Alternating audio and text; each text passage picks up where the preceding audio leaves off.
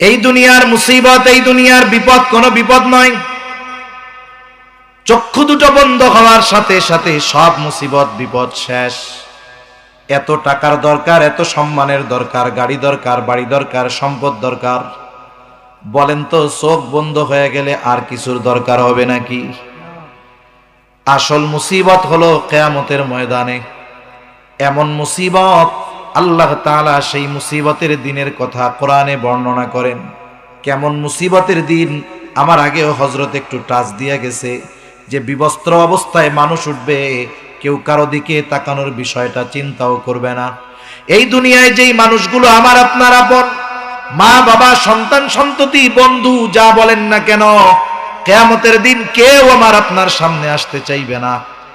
আল্লাহ তাআলা কোরআনুল কারীমের মধ্যে বলেন, ইয়াউমা ইয়াফিরুল মারউ মিন আখিহি ওয়া উম্মিহি ওয়া আবিহি ওয়া সাহিবাতিহি ওয়া বানিহি লিকুল্লি ইমরিইম মিনহুম ইয়াউমা ইযিন শা'নুন ইউগনি।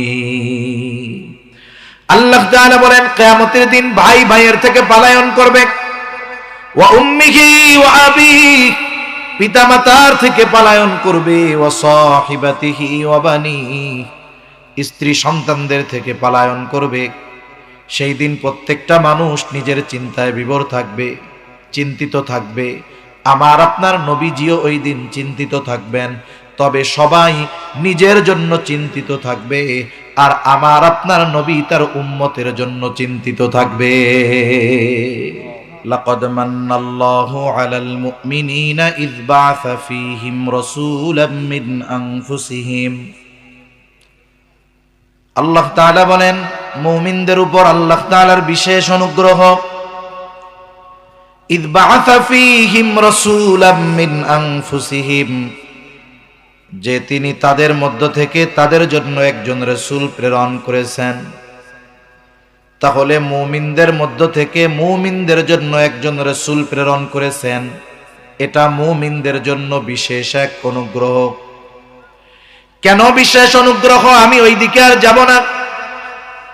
আল্লাহ তাআলা বললেন, মুমিনদের জন্য এই রাসূল, এই নবী হলেন বিশেষ অনুগ্রহ, তবে তিনি গোটা সৃষ্টি জগতের জন্যই রহমত। তবে মুমিনদের জন্য তিনি স্পেশালিটি, স্পেশাল অনুগ্রহ। আল্লাহ তাআলা এই জন্য কোরআনুল কারীমের আরেক জায়গায় বলেন, ওয়ামা আরসালনাকা ইল্লা রাহমাতাল লিল আলামিন। আল্লাহ তাআলা বলেন,